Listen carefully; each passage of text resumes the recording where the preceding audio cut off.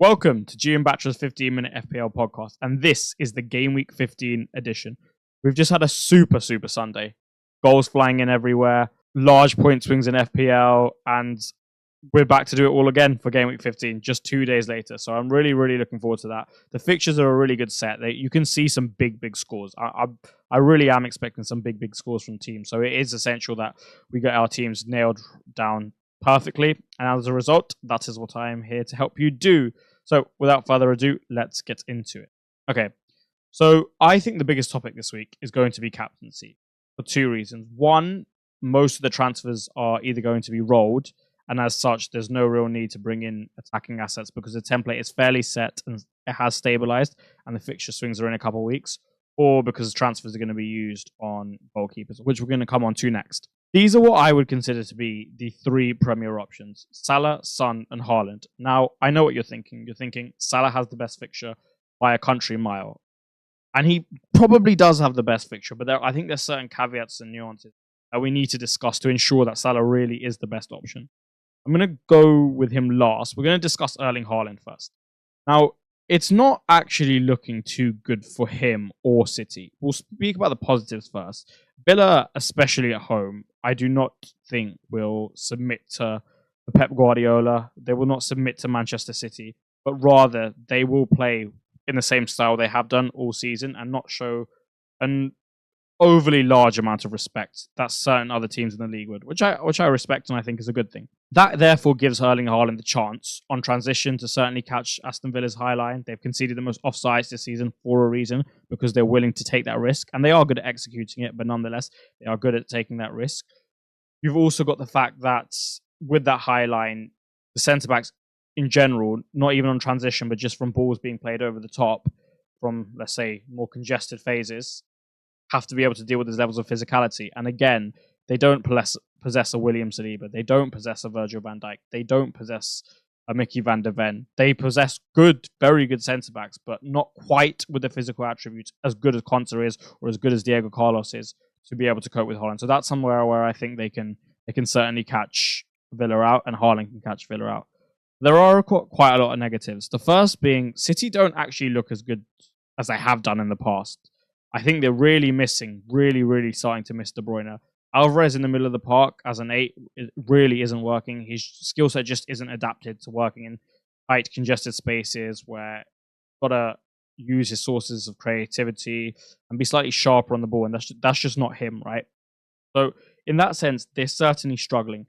Now, the other thing is there's no left winger, really, for this week, because there's no Grealish, and it's very unlikely there will be Doku. The fact that he had to come off against Spurs, we might not get an update either. It's not looking good that they have a left winger. The only other left winger in the squad really is Phil Foden, but then the question begs, who do you play at right wing? So they have a problem in that department. And the next one is the fact that there's no Rodri. Now, when there's no Rodri, the whole patterns of play are very stagnant in comparison to what they are with him. With him, it's a lot more fluid. Without him, it's not so much, because they have to commit an extra man to protect their backline. They don't feel as confident, I think, progressing at such a speed. I think the ball circulation decreases in quality and, again, speed. So with so many unknown variables and quantities with regards to the Manchester City side, I'm looking to stay away from Haaland. I just think it's a good week to bet against him, whereby his ceiling's probably a little bit limited. I don't think really he's going to be hitting the heights of a 16-17 pointer, a hat-trick performance, or a 2-goal, 1-assist performance. And as such, I'm more than happy to bet on the mids, who naturally have a higher ceiling compared to forwards, with the extra point for a goal and extra point for a clean sheet. And I think as such, with these two having such good fixtures, I'm probably going to stay away from him and captain the other two. Now, a lot of people would just be talking about Salah and Haaland, but I really like Son for this week. I watched a large majority of the West Ham Crystal Palace match, and I've seen it throughout West Ham recently and at times this season, but they look really poor defensively at the moment. They're conceding far too many chances, and it's not like they're conceding chances from wingers cutting in and beating their fullbacks. They're conceding chances straight through the middle. Their first line of their press, their second line of their press is too easy to beat, right? The spaces between them are too big. Bournemouth had this problem earlier in the season. They fixed it, and look how well they've done as a result. West Ham have not fixed it, and I don't think they're going to. I don't think Moyes is going to change his approach of having Souček higher and Ward-Prowse deeper. And Ward-Prowse has never really been someone who can protect the back line like this for all his qualities. So as a result, I really, really think that Son has a fantastic opportunity to haul here. He himself looked super sharp against Manchester City. Now, I felt slightly sorry for him because I thought Kulusevski at times provided it, but in general, the quality wasn't there to match what he was doing for that Spurs side. Bryan Gill in the first half, for example, falls victim to that. But he himself looks great. And against a lesser side, with all due respect, like West Ham, I think there could certainly be an opportunity there.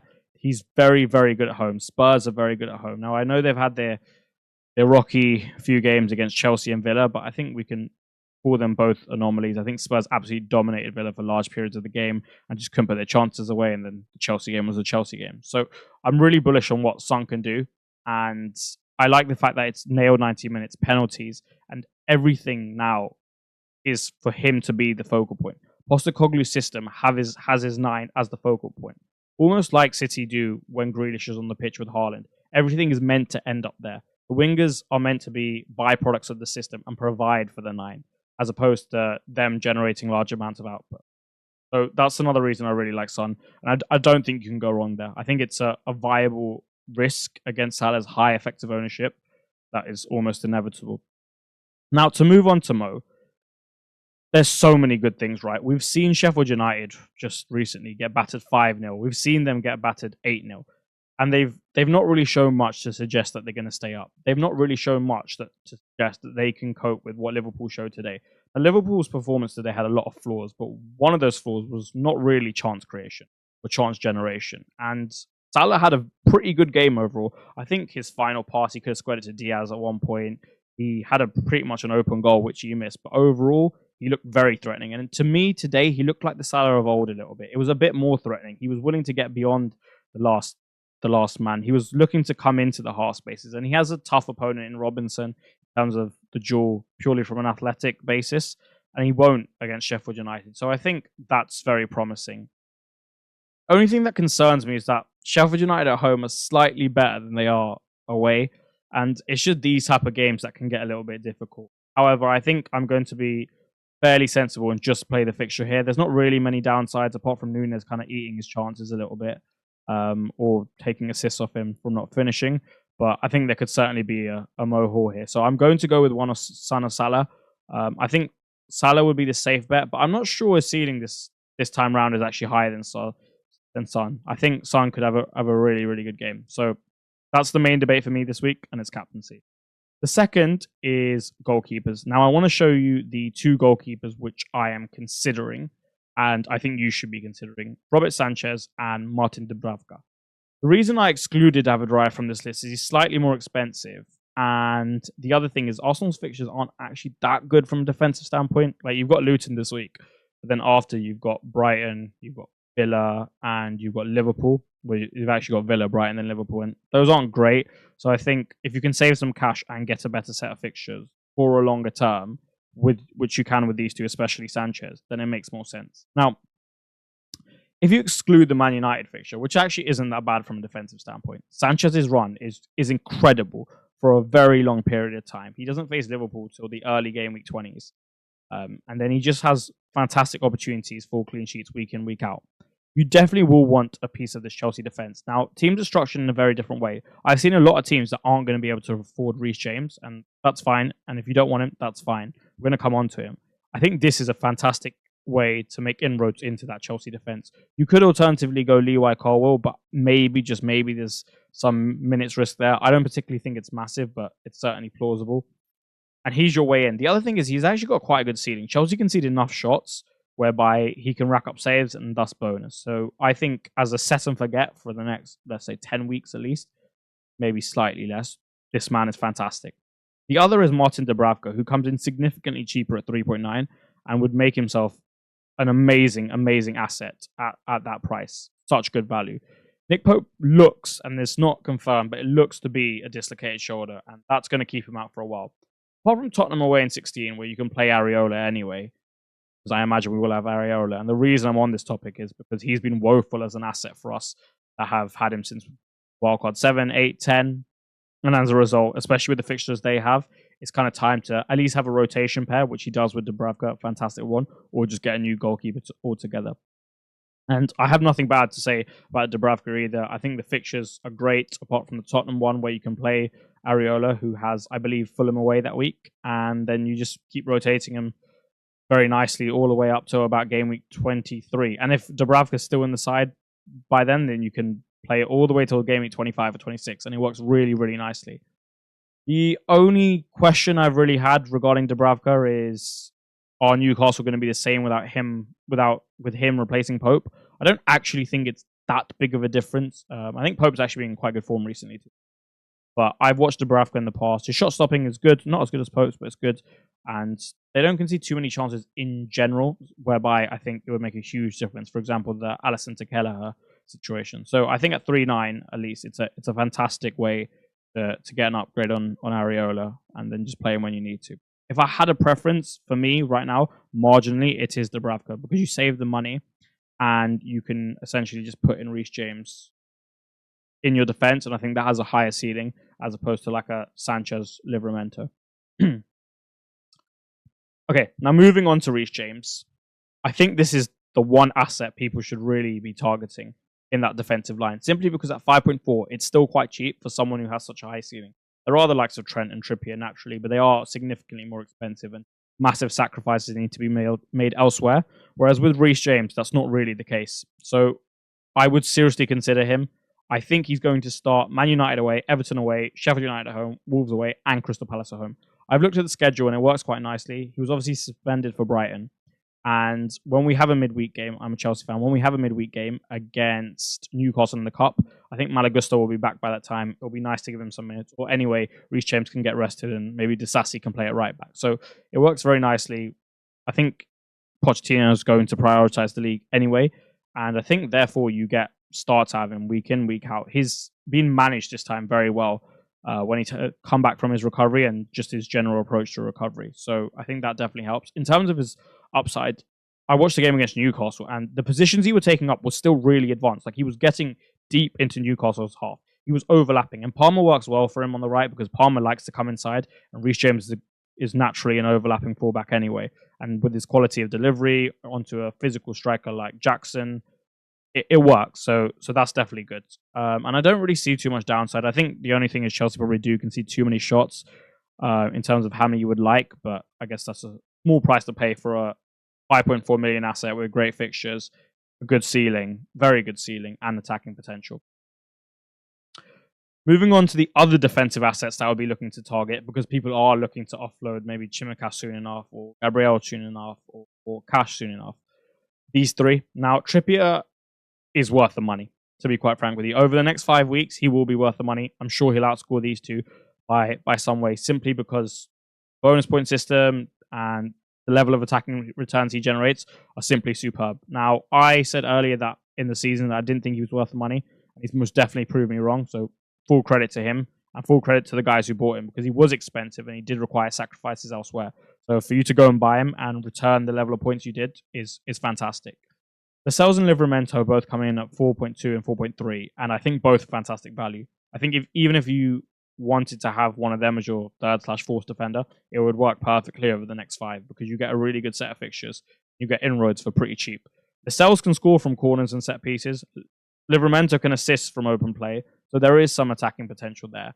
And in terms of replacements, I'm solely looking at Chelsea and Newcastle assets. I don't really see why you need to go anywhere else with the defensive assets, simply because the fixtures are the best and they're both defensive units which can be trusted, I think, overall, especially the Newcastle one. Quick mention about Villa, because obviously a lot of people sold Watkins for Nunes this week, which didn't really work out. People are looking to sell Diaby before Manchester City and Arsenal. People are looking to sell Cash for the same reason. I think if you have Ollie Watkins, I like the downgrade to Solanke for the long term, so you can get funds out of the forward line, invest it in the back line. However, if you didn't want to get Solanke, then I wouldn't sell him. I don't think it's worth downgrading him to Nunes as things have played out now. I don't think it's worth going to get Isaac because of the form he's in. I think he can definitely score against a City side that don't have Rodri and that aren't in brilliant form. I think the Arsenal game's really tough for everyone because they are the best defensive unit in the league. Then after that, it's a pretty good run. And very important, you get a fantastic fixture in game week 18, Sheffield United at home during the blank. The RB, however, I think is a sell. I think slight minutes risk now. Bailey's been playing really well. His ceiling's probably not as good as other mids, although it's still pretty decent. So I would look to move him on. I really like Hwang for the next 2 weeks as a short-term punt. You can downgrade to Palmer. You can upgrade to Sterling. If you don't have him in Burma, you can get in Burma. So a variety of options there. With Matty Cash, I know a lot of people are looking to sell him. I'd just be careful because he works really nicely against a lot of the popular assets in terms of when his good fixtures are. He has a great fixture in 18, he has a great fixture in 20, and other teams don't. So I'd just be careful and make sure you plan. I don't actually think he's a definite sell.